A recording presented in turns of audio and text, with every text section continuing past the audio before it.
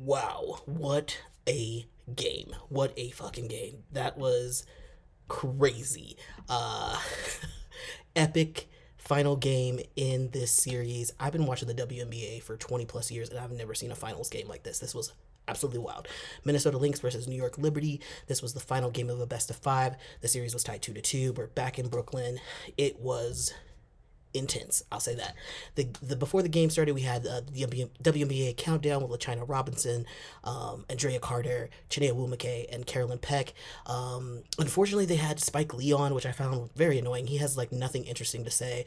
He's just kind of a fan and really had nothing to add. But they want to highlight celebrities. They also had Jason Sudeikis on. Who cares about this dude? He's pretty mediocre to average actor, and he only started watching because of CC, and so I don't really care about him. He was shit talking Angel Reese, so I don't care about this dude, but they had him on. He also had nothing really interesting to say. Anywho, getting to the actual important people in the game, which was Angel Reese was in the house. She was wearing a jersey that was repping Nafisa Collier and Brianna Stewart. Love to see that. I saw on Twitter she asked fans if they could make her a jersey, and they did, so that was really dope. You had Robin Roberts in the crowd. You had Common. You had Jennifer Hudson. You had Fat Joe, and also you had the legends of the game. You had Swin Cash, Teresa Weatherspoon, Sue Wicks, Sue Bird, and of course her girlfriend Megan Rapinoe. So fantastic, love to see that. When they started the game, they had the teams coming out and they showed New York Liberty and Leonie Fibich and Niara Sabali were coming out like arm in arm locked as they walked into the arena, and they were just like happy and stuff. I just love to see that. I love their friendship. The two Germans have been holding it down honestly for Liberty in this series, and they don't get enough respect. Unfortunately, we had Ryan Rucco, Rebecca Lobo, and Holly Rowe on the call. Do not like them. I've talked about that so many times as commentators, but they were there. Whatever. First quarter, we start this game, and the New York Liberty have a horrible start. Slow, and no one is in the paint getting any rebounds.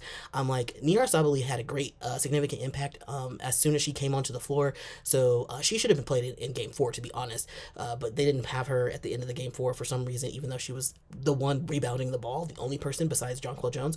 So whatever, it happens. First quarter ends 19-10. Not looking good. Going to the second quarter, Liberty are starting to play a little bit better, but the Lynx still have quite a bit of an advantage. The Liberty looked like discombobulated. I wrote that down in my notes, and then Ryan Rucco said the same thing. So lots of turnovers. Bridget Carlton travels twice in the same play, and the refs don't call it, which wild to me. Lynx are able to shut down Brianna Stewart and Sabrina Ionescu, but then Liberty finally turn up the heat in the last 2 minutes, but it's just still not enough with the Lynx defense. Alana Smith is limping again, and she has to go off and sit with 16 seconds left in the quarter. It's 32-27 at the end of the second. Going to the halftime, which is the countdown show, LaChina and all them. It's mostly commercial breaks, barely any time for analysis, which was kind of annoying, but hey, gotta get that ad revenue, I guess, gotta pay the bills. Going to the third quarter, Nafisa Collier is getting offensive fouls called on her, and she is getting pissed, but they are the right calls. She's usually a pretty bad sport about it and complains a lot to the refs, and so I'm glad that they actually calling fouls on her, because she fouls a lot and gets away with a lot of shit. The New York Liberty are able to cut the score to 3 points. It's 34-31 at that point. Alana Smith does come back into the game. Sabrina Ionescu scoreless at this time, but finally hit some free throws for her first points in the game with 5 minutes and 23 seconds left. Niara Sabali comes into the game and immediately affects the game, ties it, and gets the first lead for them. It's 38-40. 3 minutes left in the game. Liberty start playing fantastic defense led by Niara and Kayla Thornton, and it's 44-47 at the end of the third. Great. Go into the fourth quarter. Nafisa Collier travels, and it's not called. She travels a ton. It's just never called. It's so frustrating that the refs are not calling that. Anyway, Jonquel Jones and Alana Smith get wrapped up. Smith falls really hard on her hip again. She has to check out. I wouldn't be surprised if her hip is fractured at this point. It was pretty bad. Kayla Thornton and Niara Sabali still on the floor making significant impacts. Alana Smith does come back in the game with 5 minutes left in the quarter. It's a very tight quarter with the lead changing by like 1 to 2 points back and forth. Nafisa Collier fouls Sabrina Ionescu off the ball for her fourth foul. Dumb. McBride is playing really well off of the post players. They're not shutting her down. She was just making everything. Sabrina finally hits a 3 with 3 minutes left in the game.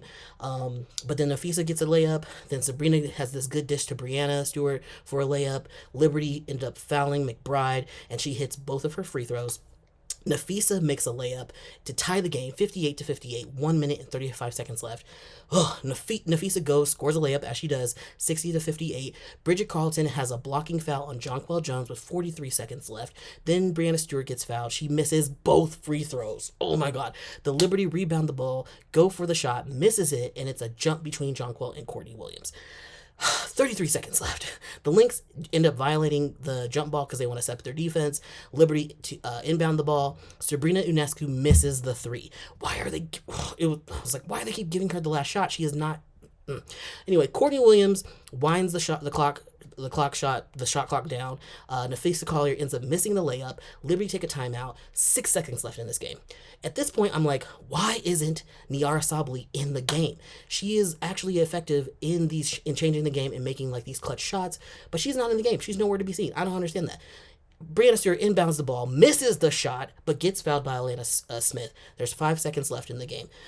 Very controversial. Minnesota goes to challenge the foul. They lose the challenge. Brianna Stewart shoots and makes her free throws. That makes the tie of the game, so it's 60-60. So they have Lynx have 5 seconds left. They could win this game. 5 seconds left is a long time for WNBA, for basketball in general. But McBride bricks the three, and we go to overtime. Whew. I'm going crazy. I'm like yelling at the screen at this point. I'm so upset. Okay, we go to overtime. Niara Sabally is finally in the game. Immediately defensive impact. She's able to score. The Liberty up 5 points. It's 60-65, 3 minutes left. But then Niara Sabally turns over the ball and fouls McBride. It's reviewed for a clear path foul at 2 minutes 45 seconds left. It's a common foul. Great. Liberty force turnover on the Lynx. Sabrina misses another fucking three. Why they keep giving her the ball? Leonie runs into Nichicha Heidemann. It's a foul. It is like kind of in the play, but they called it a foul. It seemed like it was incidental contact. But anyway, it's a foul. No shot. Jonquel Jones fouls McBride. Kayla McBride. McBride does make her free throws. It's 62-65, 1 minute and 51 seconds left. Niara Sabally has an offensive foul on Bridget. It's a turnover.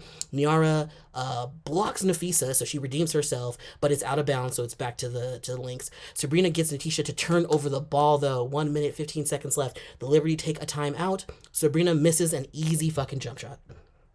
Why do they keep going to her? It was frustrating. Anyway, Lynx turn over the ball, luckily. Sabrina misses another three. 18 seconds left in the game. Again, why do we keep giving her the ball? They should have given the ball to Niara or Leonie, because they were the only ones who were actually clutch, or maybe even Kayla. Like, why the hell were you giving the ball to Sabrina? So frustrating. Bridget Carlton ends up missing her three-pointer. Collier fouls Niara with a foul to give, but there's 13 seconds left, and it ends up being Collier's sixth foul, so she fouls out of the game. And Lynx didn't even know that she had a fifth foul, so they weren't even ready to sub her out. So ridiculous. They had to like call Dorka. They were like, oh, who do we put in the game? Ridiculous. Liberty inbounds the ball. Courtney Williams fouls Brianna Stewart. 10 seconds left. Brianna makes both free throws, 62-67. Lynx reset the ball. At this point, Teresa Weatherspoon's in the audience. She's about to cry. Lynx throws the ball into the inbounds and turns it over. Leonie Febich grabs the ball. It's over. What a freaking wild ending. First time in franchise history that the New York Liberty win. 28 years in the making. They win on home court. The crowd is going crazy. The team's crying. Angel Reese is there. She's hugging Teresa Witherspoon. I just love to see that. I love to see the love between the players and the coaches. Brianna Stewart is emotional in the after game interview. Holly Rose interviewing her and like crying herself, which is like so annoying. Jonquel Jones and Sabrina are crying. It's just a beautiful thing. The legends, some of the legends get on the court for the on court presentation. So Swin Cash and Teresa Witherspoon were on the court. That was fantastic. I think Sue Bird was there too. They do the presentation, and the MVP goes to Jonquel Jones, which makes sense. She had like 18 points a game, 7-8 rebounds a game average, so she was playing fantastic. And then they interview Sabrina Ionescu for some reason, which I'm like, why are they interviewing her? She did not make that much impact on the finals. I will give it to her that she did help win game 3, but they shut her down the entire finals. So like, I don't know why they were even interviewing her, whatever. They do end up interviewing Niara Sabally, which is so great because it's like she is like this unsung hero, and the crowd starts chanting Sabally, Sabally. That was a beautiful moment. And then Satu Sabally, her sister who plays for the Dallas Wings, runs up and hugs her while she's giving her interview. So that's so cute. Biggest supporter, her older sister coming on the court to support her. It was just beautiful. It was just beautiful. Love it. Anyway, we go to Sports Center. There's two people I don't even know talking about the game, which is annoying. I was like, why are these people talking? I don't know who these people are. They finally cut to the Countdown team, and they share their analysis. I love their breakdown because they're funny, and they're also honest about their opinions. They brought up the questionable foul from Alana Smith on Breanna Stewart that kind of like dictated the end of the fourth quarter. I personally think it's a good call. Fight me. I don't care. Alana was moving, and contact is contact. You can't complain about the inconsistency of the calls because that's been the whole series. They've been inconsistent with the calls. It is what it is. They also had 5 seconds left after those free throws to win the game, and Kayla McBride bricked the three-point shot. She could have won the game on a 2 or a 3, and she bricked the shot. So they had plenty of time. And then we go into the overtime, and the Lynx play terribly. They turn over the ball multiple times, and they just weren't playing good defense. So it's like you can't be saying, "Oh well, this was an officiating issue." It's been an officiating issue. And then they cover Cheryl Reeve in the press conference, after game press conference, and she's complaining about the officiating, which is ridiculous. She always complains about the calls. She is such a sore loser. The Lynx in general are sore losers. They felt that this was a game for them to win, that they had the right to win. And it's like, y'all don't need a 5th championship. Calm the hell down. And there were so many times where Nafisa traveled and that shit was not called, and not complaining about that, are they? No. Whatever. I'm glad that the Lynx lost. They are incredibly entitled and did not deserve to win. New York played really hard. They should have won game 4, but they pulled it out in game 5. We're done. It's so great. Fantastic news for the Liberty. They're having a great celebration. It was a wonderful end to the WNBA season, I have to say. Way more exciting than I thought it was going to be. And, I want to end this video talking about the box score. I always do, because I just want to point out, the contributions from the team. Bridget Carlton had 3 points, 6 rebounds, 5 fouls. Nafisa Collier had 22 points, 7 rebounds. She fouled out of the game. She had 1 steal and 2 blocks. Alana Smith had 6 points, 8 rebounds, 1 steal. Kayla McBride had 21 points, 5 rebounds, 5 assists, 4 steals. Courtney Williams only had 4 points. Pretty quiet night for her. 4 rebounds, 3 assists, 1 block. Only 4 points. Natisha Heidemann had 6 points.